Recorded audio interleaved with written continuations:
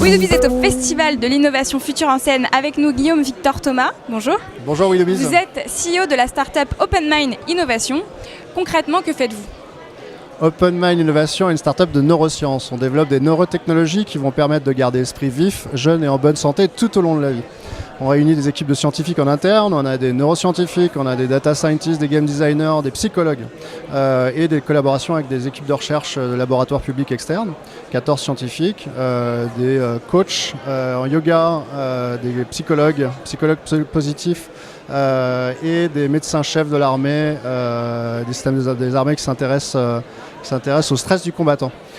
On s'est intéressé au premier sujet qui a un impact négatif sur les performances cognitives, c'est le stress. Le stress est dans le quotidien.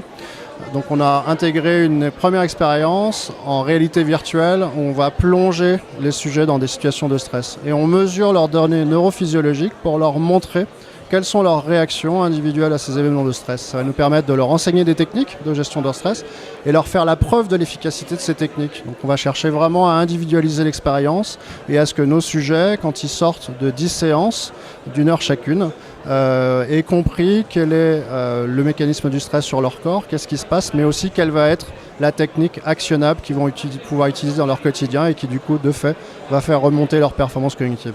J'ai une question et ce sera ma dernière, c'est la question de notre partenaire Revolution at Work. Comment est-ce que vous imaginez le monde du travail dans 10 ans ? Je crois à l'individu, je crois à la personnalité, je crois à l'émotion, je crois au hasard.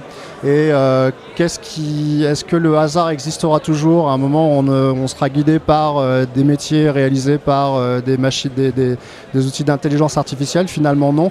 Et moi, je crois beaucoup au hasard en tant qu'entrepreneur. Je crois beaucoup au hasard dans la vie. Et donc, j'ai envie de dire que le hasard, l'émotion guidera les métiers. Et donc, peut-être que demain, on sera payé pour faire des erreurs et non plus pour avoir raison. Merci de nous avoir partagé votre vision. À très bientôt. À bientôt.